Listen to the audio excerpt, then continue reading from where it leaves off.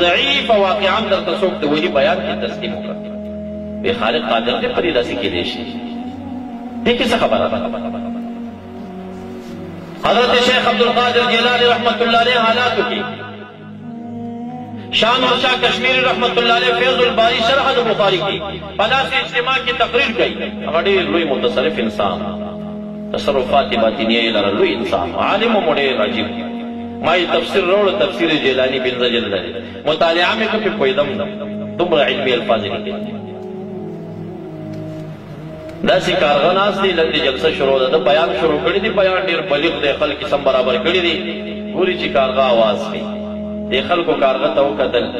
غصه یې ورته راغله قطع الله عنقک یا غراب یہ کارغه دا سټ دې مات شه زما جلسه کې دې خلل راوسته سټې په هغه ځای مات شه لږ دې راپرېوته مړ شي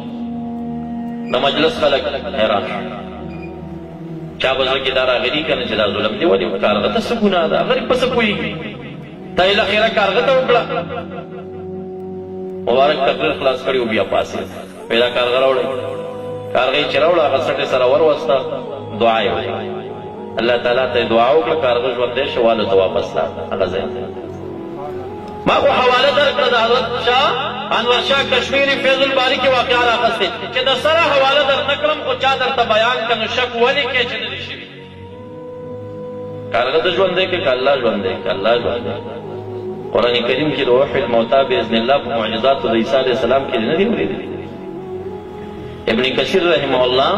په کرامات الاولیاء باب د اتم جلد البدایه والنهایه کې چې کرامات ذکر کوي د رحمت للعالمین د زماني او صحابي واقعه راخلي وایي غزوې ته روان دی په هغه غزا کې یو ځای ته ورسېده خر یې مړ شي ملګري ورته وایي موږ سره سور شوی نه نه چا احسان په ځان نه باروم زه جهاد ته روان یم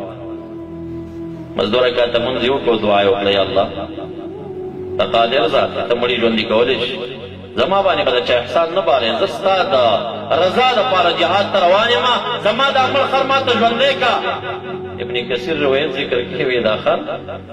هغه چې خاورو کې سم دي که نه بې پاسېږي غوږونه څنډي بې پاسې د غوږونه یې څنډل خدای پې سور شو دومره تیز و چې قافلې ته ور ورسېده هغې حیران شو عراوي وایي وی بیا یو منډۍ ته لاړم هلته څاروي خرڅېده نو دې صاحب پکې دا خر خرڅولو په ډېر قیمت خرڅه نو ما ورته وي دا خو هغه خر دی چې الله تا ته مړی ژوندی کړی دی نو تا ولې خرڅوې په ډېر قیمت یې په منډۍ کې خرڅه نو د اولیاو کراماتو کې د انبیاو معجزاتو کې شک کول دا سړی د اهل سنت د عقیدې ناقص ځکه اهل السنه والجماع خالق العزات ته دی او عظیم قدرت قایل دی او زمانه او دا سیزونه اسباب دي او که دا نه وي نو خالق بدون د دې اسباب هم هغه کار کوي